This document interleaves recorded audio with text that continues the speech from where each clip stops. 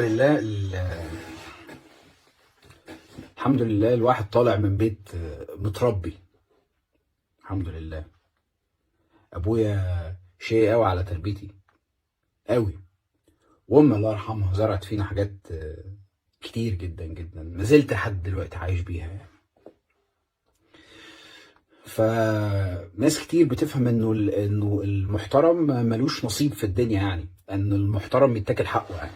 بس ده مش حقيقي. المحترم ممكن يبقى في اي وقت يرد على اي حشرة تغلط فيه عادي جدا يعني. انا بشكر كل الناس اللي بعت، ناس كتير يعني كتير جدا جدا جدا جدا مستائين. ما مش مستائين عشان خاطر ابراهيم ولا عشان خاطر والدتي الله يرحمها اللي جاب سيرتها بس، انما علشان الامر زاد عن الحد ووصل الى ما لا يطيق بشر. ناس تقول لي ما تردش، ومعروف انه راجل بذيء اللسان يعني. ايه الجديد يعني؟ ما هو بيقول كده كل يوم وما فيش حد ما شتموش. ناس تقول لك يا سيدي الصمت لغة العظماء ولا تصارع خنزيرا في الوحل فتتسخ. وناس تقول لك واذا جاءتك مذمتي من ناقص. انا الكلام ده ما باكلش معاه بصراحه. انا بفهم حاجه واحده بس، انا عايش مره واحده، مره واحده بس، هعيش مره واحده بس، هعيشها مرفوع الراس دكر على اي حد. ولا عمري هعرف اغير نفسي، ولا عمري هعرف اتغير الى الشخص سيء الذكر بذيء اللسان ابو لسان زفر.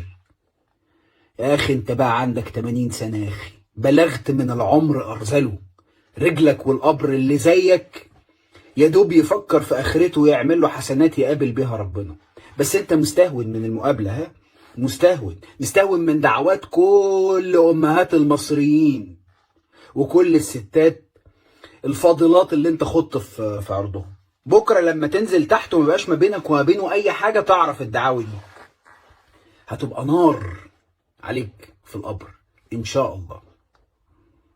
امي اللي انت جبت سيرتها وشتمتها، جزمتها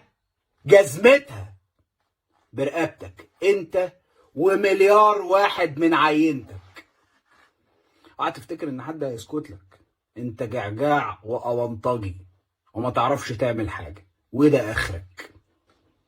وانا مش فارق معايا اي حاجه، وانت عارف ان انا مش فارق معايا اي حاجه، والناس عارفه ان انا مش فارق معايا اي حاجه.